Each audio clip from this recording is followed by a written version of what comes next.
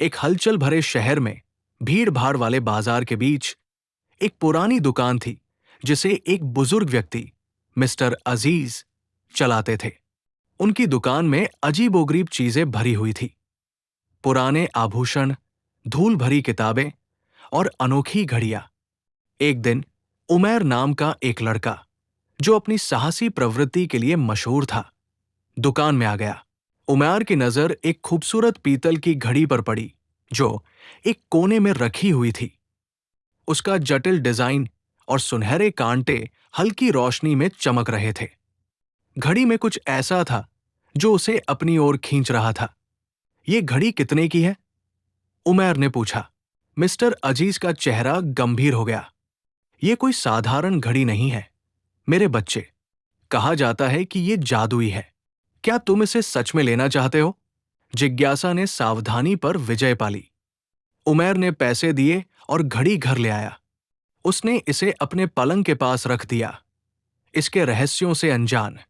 उस रात जैसे ही घड़ी ने 12 बजाए, एक अजीब घटना घटी।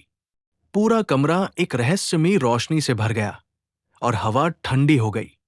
समय जैसे थम गया हो और उमैर को धीमी धीमी फुसफुसाहटें सुनाई देने लगी। फुसफुसाहटें धीरे धीरे वाक्यों में बदल गई। Tick tock, tick tock. अतीत पुकारता है, भविष्य दस्तक देता है। उमैर डरा हुआ था। अगली रात उसने जागते रहने का फैसला किया ताकि घड़ी का मुआयना कर सके। आधी रात को उसने देखा कि घड़ी के कांटे तेजी से घूम रहे हैं, लेकिन दुनिया का समय स्थिर था। अचानक वो एक रहस्यमयी जगह पर पहुंच गया। कोहरे से भरा जंगल, जहां परछाइयां खामोशी से घूम रही थी। वहां उसकी मुलाकात एक रहस्यमयी शख्सियत से हुई जो अंधेरे में छिपी हुई थी। उस शख्सियत ने एक गूंजती हुई आवाज में कहा, तुमने जादुई घड़ी की ताकत को खोल दिया है। सावधान रहो, ये अतीत और भविष्य की झलक दिखा सकती है, लेकिन इसकी कीमत चुकानी पड़ती है। उमैर ने पूछा, क्या कीमत? शख्सियत ने एक ठंडी, खाली हंसी हंसते हुए कहा, समय मेरे बच्चे, ये तुम्हारे समय को ले लेगी। डरा हुआ उमैर अपने कमरे में लौट आया।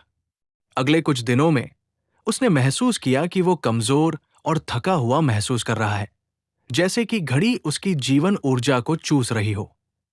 निराश होकर वो फिर से मिस्टर अजीज की दुकान पर गया। आप सही कह रहे थे, उमैर ने स्वीकार किया। ये घड़ी खतरनाक है, मैं इसे कैसे रोक सकता हूं? मिस्टर अजीज ने उसे एक पुरानी, धूल भरी किताब दी। घड़ी को वहां वापस ले जाना होगा जहां इसे बनाया गया था, तभी इसकी ताकत खत्म होगी। उमैर ने किताब में लिखे निर्देशों का पालन किया और एक दूर दराज पहाड़ी गुफा की यात्रा की जहां घड़ी बनाई गई थी।